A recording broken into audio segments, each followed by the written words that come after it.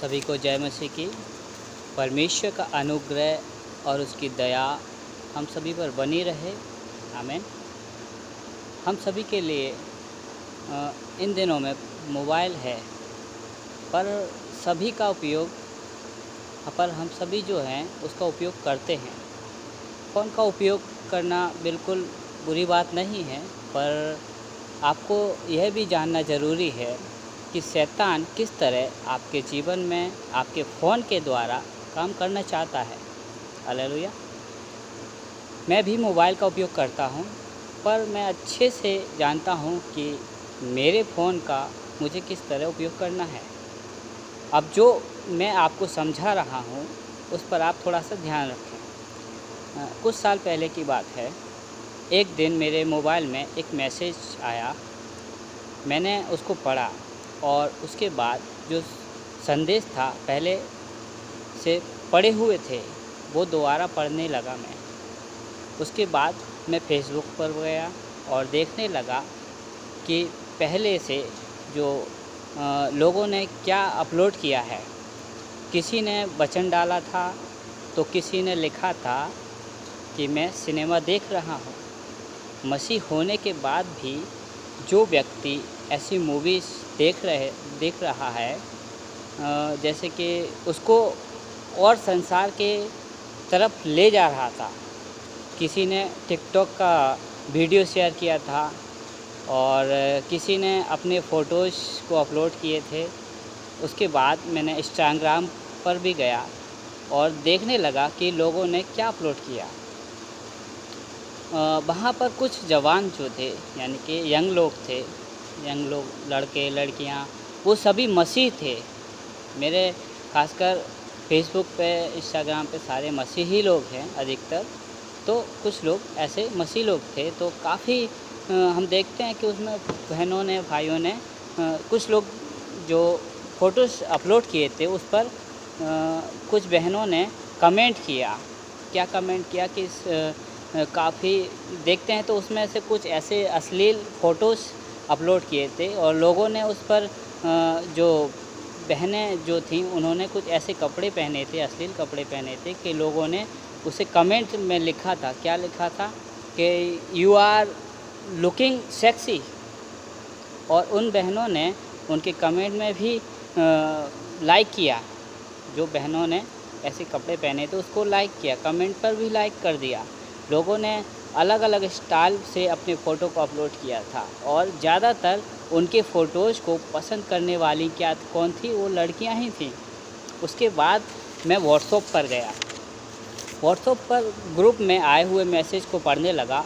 कुछ लोग लड़ रहे थे और कुछ कह रहे थे कि इस वचन का अर्थ यह है, तो कोई कह रहा था नहीं, आप गलत हो, मैं जो बोल रहा हूँ इसका अर्थ यह है।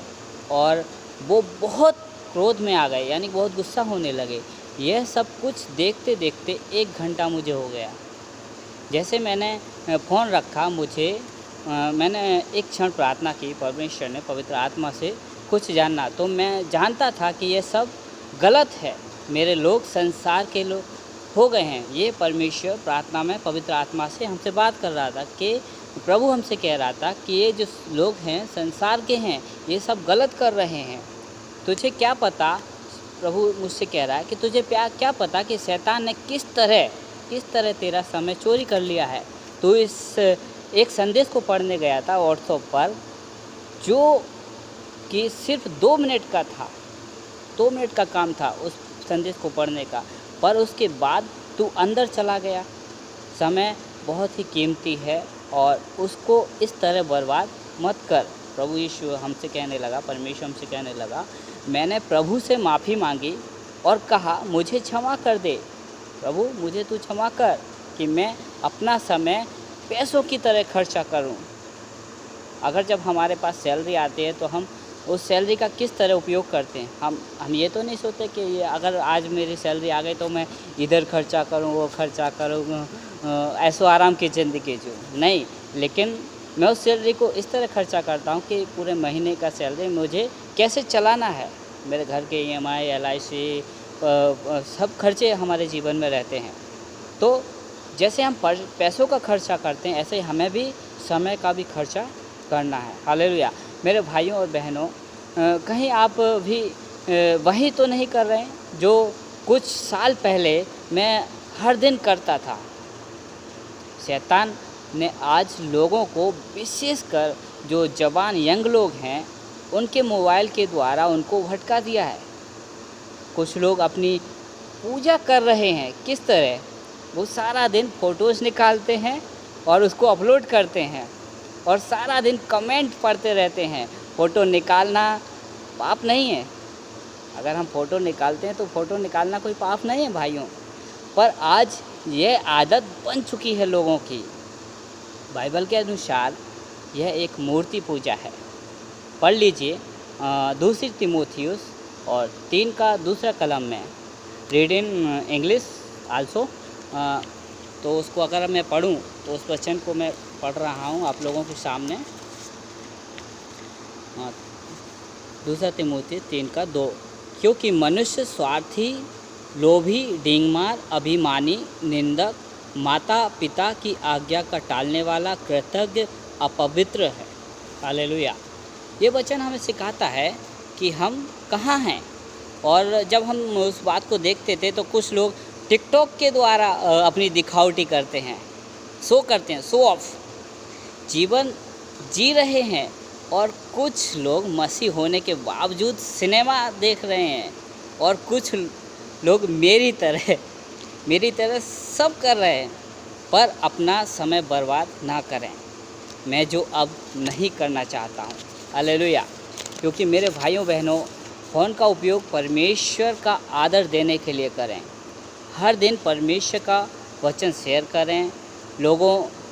चेलों ने जैसे वचन में पूरे यरूशलेम को भर दिया था वचन के द्वारा। यरूशलेम जो है, उस जगह चेलों जो थे, उन चेलों ने परमेश्वर के वचन को पूरे यरूशलेम में भर दिया था, हर एक को सुना दिया था। अगर हम उस वचन को अगर हम निकालें तो उसमें प्रेरितों के काम और 5वां अध्याय और 27वीं कलम को मैं पढ़ता हूँ। प्रेरितों के काम 5वां अध्याय और 27-28 की कलम को मैं पढ़ूँ तो उसमें लिखा है कि उन्होंने लाकर महासभा के सामने खड़ा कर दिया। तब याजक ने उनसे पूछा, क्या हमने तुम्हें चिताकर आज्ञा दी थी कि तुम इस नाम से उपदेश ना करना? तो भी देखो, तुमने सारे यरूशलेम को अपने उपदेश से भर दिया और उस व्यक्ति का लहू, हालेलुया, गर्दन पर लाने चाहते थे। हालेलुया। हम अगर वचन को देखते हैं तो चेलों ने सारे यरूशलेम को परमेश्वर के वचनों के द्वारा भर दिया। आमीन। चाहे फेसबुक हो या इंस्टाग्राम हो, परमेश्वर का वचन शेयर करें। लोगों के चेहरों को देखने से कुछ नहीं मिलेगा, लोगों के चेहरों से देखने से कुछ नहीं मिलेगा। मेरे भाइयों बहनों, उनको वचन दो, वचन उनको नया जीवन देगा, ना कि फ़ोटो, ना कमेंट्स। मैं वो करना चाहता हूँ और प्रभु से प्रार्थना भी करता हूँ कि मैं यही करूँ अब, जिस पर मैं अब चलना चाहता हूँ। हालेलुया। कभी कभी हम देखते हैं कि फ़ोटो निकालना और अपलोड करना पाप नहीं है, पर इस चीज़ को अपनी आदत ना बनाएं। हर चीज़ का सही उपयोग करें। आज कोई फ़ोटो डालता है तो उसको हज़ारों लाइक्स मिलते हैं, पर यदि कोई परमेश्वर का वचन शेयर करे तो सब उसको नहीं पढ़ते। ये हालत आज के लोगों की है। वे परमेश्वर के वचन को नकार देते हैं, इग्नोर कर देते हैं। हालेलुया। फेसबुक पर उन लोगों के पेज पर जाएं जो परमेश्वर के वचन शेयर करते हैं, ना कि सिर्फ अपने बदन की और चेहरे की पूजा ना करवाना चाहें। हालेलुया। इस आर्टिकल को अगर हम देखते हैं, पढ़ते हैं, तो हमें जो कमेंट्स होती है उस कमेंट में हम केवल आमीन ही लिखते हैं। अगर परमेश्वर का वचन कोई शेयर कर रहा है तो उस वचन को हम केवल आमीन ही लिखते हैं। आमीन लिखने से कुछ नहीं होगा मेरे दोस्तों, मेरे भाइयों बहनों, आमीन लिखने से कुछ नहीं होगा। अपना जीवन देखें और इन बातों के बारे में सोचें कि यदि आपने आज के वचन के द्वारा कुछ सीखा है तो ज़रूर हमें कमेंट्स करें। मैं राजेश, मेरा नाम राजेश है और आज की मसीहत का यही नहीं हूँ, पर मसीह और उसके सच्चे चेलों का पीछा हमें करना है और मैं करने की कोशिश करता हूँ। आप भी मेरे साथ मसीह यीशु के उसके जीवन का पीछा करें।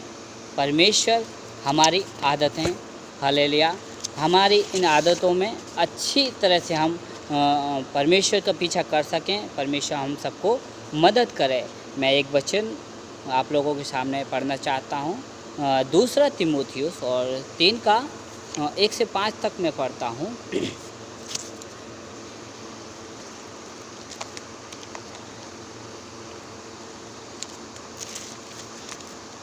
दूसरा तीमुथियुस और 5 का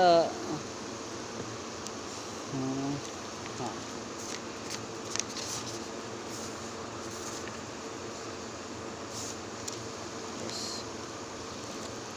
दूसरा तीमुथियुस 3 अध्याय और उसका 1 से 5 तक मैं पढ़ता हूँ।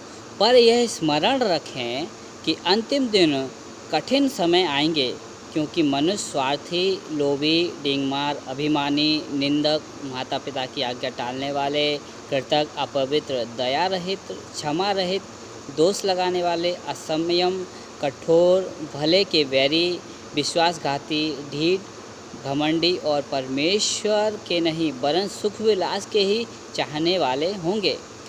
वे भक्ति का वेश तो धरेंगे पर उसकी शक्ति ना मानेंगे। ऐसों से हमें परे रखना है। हालेलुया, ऐसों से हमें क्या करना है? दूर रहना है और परमेश्वर में हमें आगे बढ़ना है। प्रभु इस वचन से आप सभी को और आशीषित करें। एक छोटी सी प्रार्थना करके मैं समाप्त करना चाहता हूँ। प्रभु जी, धन्यवाद करते हैं आज जो समय आपने हमारे जीवन में दिया कि हम तेरी उपस्थिति में आएँ और तेरे वचन को लोगों तक सुसमाचार के द्वारा सुनाएं। आज जो हालेलुया इतनी कठिन समय है, परिस्थितियां ऐसी हैं, कोरोना वायरस, हर एक कलेश और बीमारियां फैल रही हैं परमेश्वर, हालेलुया। लेकिन परमेश्वर का वचन कहता है कि कलेशों में भी परमेश्वर की महिमा को हमें बढ़ाना है और बढ़ेगा, ये बात निश्चित है। प्रभु हम सभी को कठिन समय में भी तेरी उपस्थिति में आगे बढ़ने के लिए और हर एक के लोगों के लिए हम प्रार्थना करते हैं जो अंधकार में हैं, अंधविश्वास में हैं, उनकी आत्मिक आंखों को खोलने के लिए प्रभु हम आपसे प्रार्थना और विनती करते हैं। सबको सुरक्षित रखें और चंगाई में रखें। परमेश्वर हर एक को आशीष करे, यीशु मसीह के महान सामर्थी नाम में।